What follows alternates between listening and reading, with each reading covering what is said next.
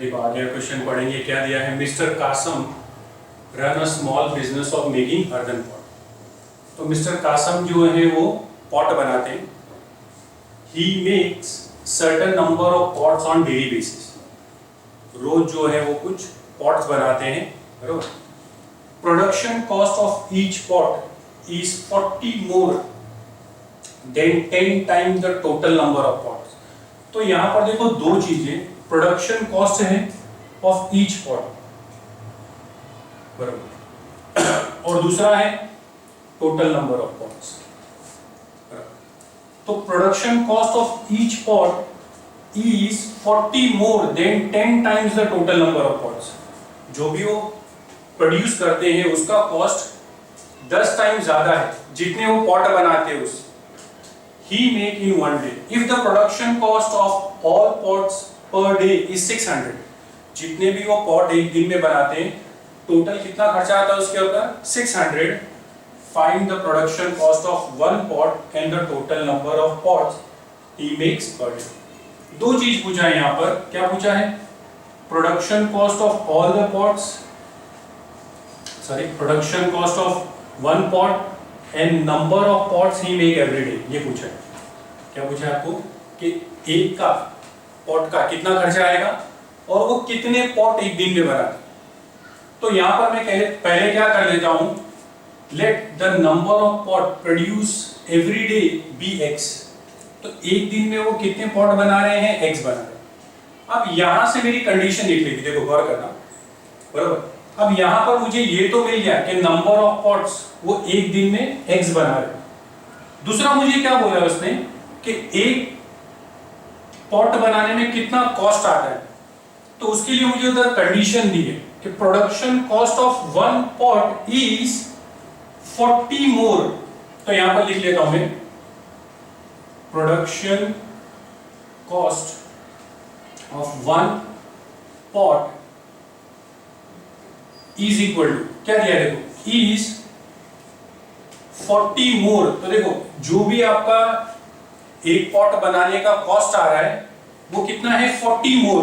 तो जब भी मोर आता है तो हम लोग क्या ले लेते हैं, लास्ट में प्लस कर देते हैं। तो यहां पर 40 मोर है तो plus 40, then 10 times the total number of pot. एक दिन में x पॉट बना रहे हैं तो 10 टाइम यानी 10x।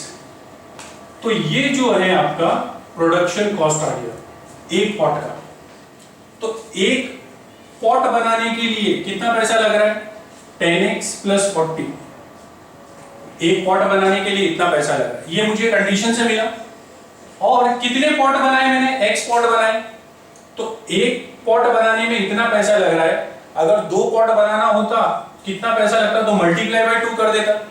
10 बनाना होता तो मल्टीप्लाई बाय 10 कर देता।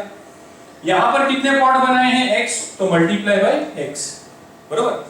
अब ये टोटल पॉट बनाने का खर्चा है ना, और टोटल पॉट बनाने का खर्चा कितना बताया उसने, 600, बरोबर। तो यहां पर given that the production cost of pots all pots per day is 600।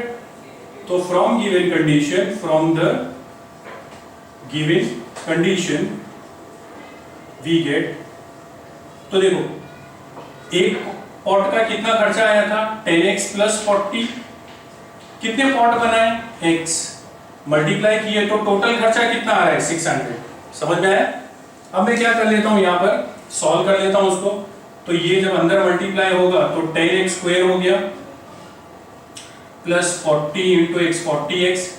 ये 600 इधर आ जाएगा तो माइनस 600 हो गया प्लस 6। अब देखो यहाँ पर ये मेरा पूरा 10 से डिवाइड हो जाएगा कि नहीं। तो यहाँ पर x square plus 4x minus 60 is equal to 0। आप लिखेंगे डिवाइडिंग बोथ दी साइड्स